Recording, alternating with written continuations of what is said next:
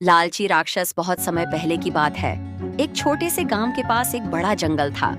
उस जंगल में एक बड़ा भयानक राक्षस रहता था। वह राक्षस बहुत लालची था और हमेशा खाने के बारे में ही सोचता रहता था।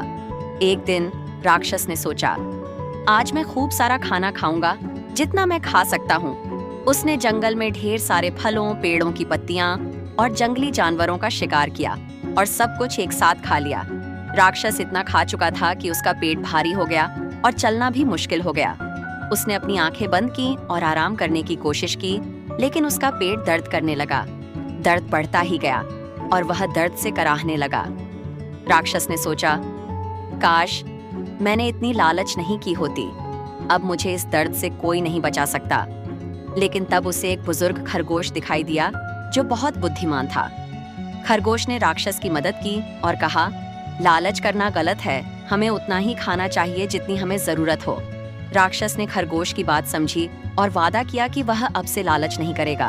उस दिन के बाद से राक्षस ने सिर्फ उतना ही खाया जितनी उसे जरूरत थी और वह खुशी खुशी जंगल में रहने लगा। शिक्षा, लालच करने से हमेशा परेशानी होती है। कुछ दिनों बाद राक्षस अब पहले से काफी खुश और संतुष्ट महसूस कर रहा था। उसने अपनी आदतें बदल ली थीं और अब हर किसी के साथ अच्छा व्यवहार करता था। लेकिन एक दिन जंगल में एक नई घटना हुई।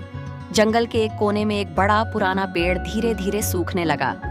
वो पेड़ जंगल के सभी जानवरों के लिए बहुत महत्वपूर्ण था, क्योंकि उसकी छांव में जानवर आराम करते थे और उसके फलों का आनंद लेते थे। राक्षस ने देखा कि सभी जानवर उदास और चिंतित हैं। उसने जाकर खरगोश से पूछा, क्या बात है, तुम सब इतने उदास क्यों हो? खरगोश ने कहा, ये पेड़ हमारे लिए बहुत जरूरी है। अगर यह सूख गया तो हम सभी को इससे बहुत नुकसान होगा। राक्षस ने सोचते हुए कहा, मुझे कुछ करना होगा, मैं इस पेड़ को बचाने में मदद करूंगा।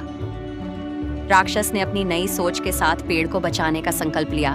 उसने रोजाना उस पेड़ को पानी देना शुरू किया और उसे जरूरतमंद जगहों पर खाद और मिट्टी डाली।